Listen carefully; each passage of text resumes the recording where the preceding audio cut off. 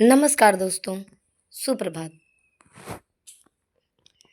शब्द रचना के अंतर्गत हमने उपसर्ग, प्रत्यय, संधि और समास इन नियमों के द्वारा जान लिया कि शब्दों की रचना कैसे होती है। लेकिन जब शब्दों की रचना होती है तो शब्दों के समूह भी हो जाते हैं। तो शब्द भंडार के अंतर्गत हमें ये जानेंगे कि शब्द भंडार क्या होता है। शब्द भंडार का मतलब होता है शब्दकोश, अर्थात किसी भाषा में शब्दों का समूह। शब्दों के समूह से ही भाषा समृद्ध होती है और हिंदी भाषा अपने समृद्ध शब्द भंडार के कारण ही संसार की समृद्ध एवं प्रभावशाली भाषा कही जाती है या समृद्ध एवं प्रभावशाली भाषाओं में गिनी जाती है। भाषा की सबसे छोटी इकाई शब्द होती है जो कि स्वतंत्र एवं अर्थयुक्त होती है और किसी भी भाषा की समृद्धता का मूल्यांकन उसके विशाल शब्द भंडार से ही होता है। तो भाषा के शब्द भंडार से परिचित होना इसलिए बहुत आवश्यक हो जाता है। तो यहाँ पे कई प्रकार के शब्दों के भेद किए गए हैं जिनमें से हम कुछ को पढ़ते हैं। तो चलिए देखते हैं इसके कितने भेद होते हैं। यहाँ पे 6 भेदों का वर्णन किया गया है। पहला है पर्यायवाची शब्द। पर्यायवाची शब्द जिन शब्दों का अर्थ समान होता है उन्हें पर्यायवाची शब्द कहते हैं अथवा उन्हें समानार्थक शब्द भी कहते हैं। और इन शब्दों की अर्थगत विशेषता समान होती है, लेकिन इनमें समान अर्थ होते हुए भी कुछ सूक्ष्म अंतर होता है। जैसे पर्यायवाची शब्द का उदाहरण जैसे हम ले लेते हैं आँख।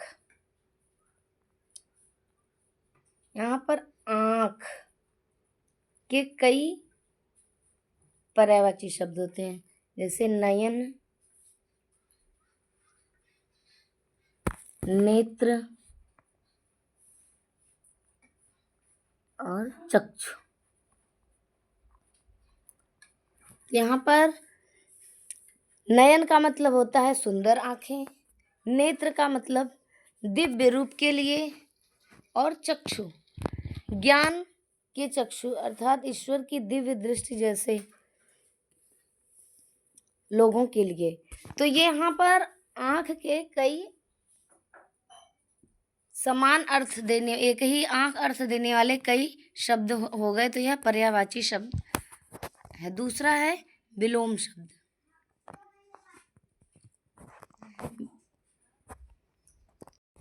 दूसरा है विलोम शब्द। विलोम शब्द का अर्थ, विलोम शब्द ऐसे शब्द होते हैं जो शब्द एक दूसरे का उल्टा या विपरीत अर्थ बताते हैं, वे विलोम शब्द होते हैं। इन्हें हम विपरीतार्थक शब्द भी कहते हैं, विपरीत अर्थ बताने के कारण। उदाहरण के रूप में जैसे हम देखते हैं कि सत्य शब्द है, सत्य का उल्टा अर्थ क्या होगा? असत्य। दिवस का होगा रात्रि।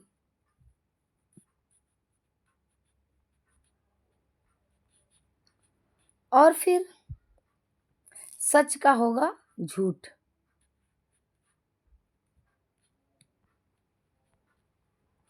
यहाँ पे विलोम शब्दों में एक बात ध्यान देने वाली है कि तत्सम शब्दों के विलोम शब्द तत्सम होते हैं तथा तद्भव शब्दों के विलोम शब्द तद्भव होते हैं। तत्सम के विलोम तद्भव नहीं हो सकते और तद्भव के विलोम तत्सम नहीं हो सकते। तत्सम है तो उसका विलोम भी तत्सम होगा, अगर तद्भव है तो तद्भव होगा। तीसरा क्या है? अनेकार्थी शब्द। अनेकार्थक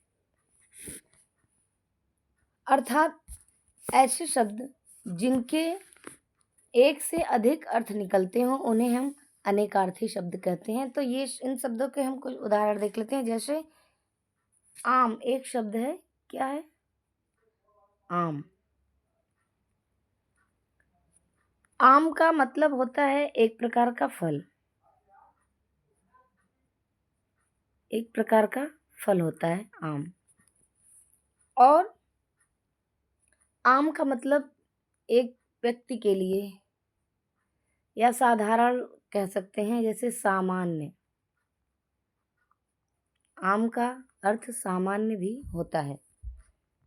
जैसे आम में एक जो फल है, इसका हम एक वाक्य में प्रयोग कर सकते हैं कि दशहरी आम सबको प्रिय होते हैं।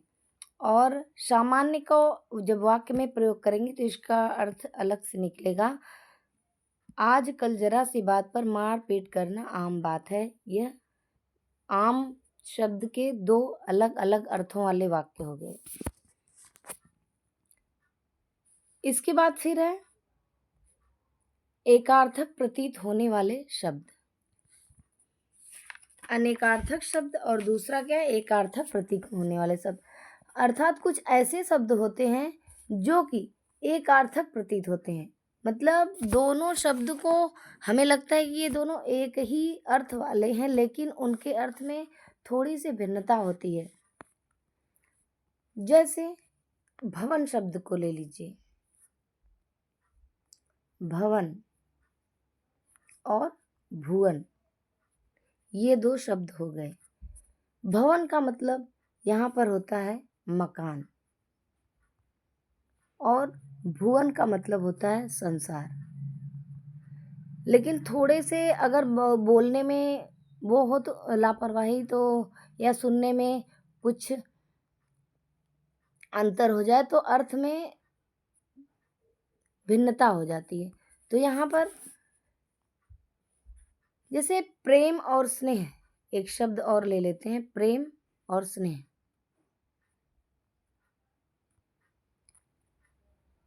प्रेम क्या होता है, वह सभी के प्रति होता है, लेकिन स्नेह केवल छोटों से किया जाता है। लेकिन यहाँ पे दोनों समान दिखते हैं, एक अर्थक प्रतीत होते हैं। इसके बाद फिर 5वें नंबर पर है अनेक शब्दों के लिए एक शब्द। अनेक शब्दों के लिए एक शब्द अर्थात एक वाक्यांश होता है।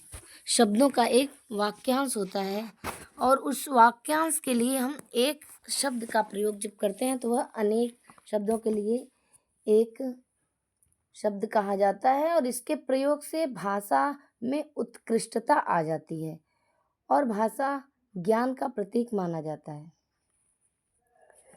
जैसे इसका उदाहरण है अनेक शब्दों के लिए एक शब्द का, जिसका इलाज ना हो।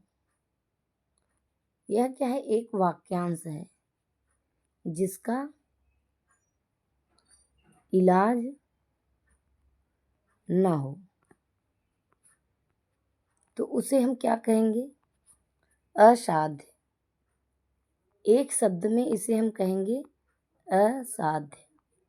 जिसका इलाज ना हो वह क्या, उसे क्या कहेंगे, असाध्य। रोगों के लिए यह प्रयोग होता है कि असाध्य रोग है। जैसे जिसमें रस हो उसे सरस कहते हैं, जिसमें रस ना हो उसे नीरस। इसी तरह से फिर आखिरी है हमारा समश्रुति भिन्नार्थक शब्द। अर्थात सुनने में तो ये एक जैसे होते हैं, लेकिन इनके अर्थ में भिन्नता होती है। जैसे अंश और अंश को ले लें, बोलने में दोनों एक ही जैसे हैं, लेकिन दोनों के अर्थ में भिन्नता है। यहाँ अंश का मतलब होता है हिस्सा या भाग, और दूसरे अंश का मतलब होता है कंधा। ये दोनों बोलने में तो एक जैसे हैं, सुनने में तो एक जैसे लगते हैं, लेकिन इनके अर्थ में अंतर है।